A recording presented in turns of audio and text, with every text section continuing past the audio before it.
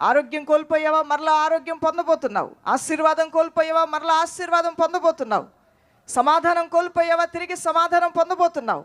భార్యాభర్తలు విడిపోయారా, మరలా మీరు కలవబోతున్నారు. హల్లెలూయా. ఇల్లు విడిచి పారిపోయిన వారు ఉన్నారా, దేవుడు మరలా వారిని, తప్పిపోయిన కుమారుడు మరలా తండ్రి యొద్దకే తిరిగి వచ్చినట్లుగా దేవాతి దేవుడు మరలా వారిని తిరిగి నీ చెంతకే చేరుస్తాడు. నీ దూరస్తులైన వారందరూ నీకు సమీపస్తులుగా వస్తారు. నువ్వు కష్టపడ్డావు, భూఫలము నీకు లేదు. నువ్వు కష్టపడ్డావు, గర్భఫలం వల్ల నీకు సంతోషం లేదు, నెమ్మది లేదు. అయితే దేవుడు అంటున్నాడు, నీ గర్భఫలాన్ని నేను దీవిస్తాను, నీ భూఫలాన్ని నేను దీవిస్తాను.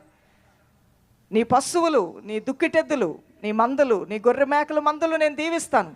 నువ్వు పట్టణంలో, పల్లెల్లో నువ్వు ఎక్కడుంటే అక్కడ దీవించబడతావు. నీ కొరకు నేను 7 ద్వారాలు తెరుస్తాను. నీ శత్రువులు ఒక దిక్కు నుంచి వచ్చి అనేక దిక్కుల నుంచి పారిపోతారు. నీ నిమిత్తమే వర్షములు తగిన కాలంలో నేను వర్షింపజేస్తాను.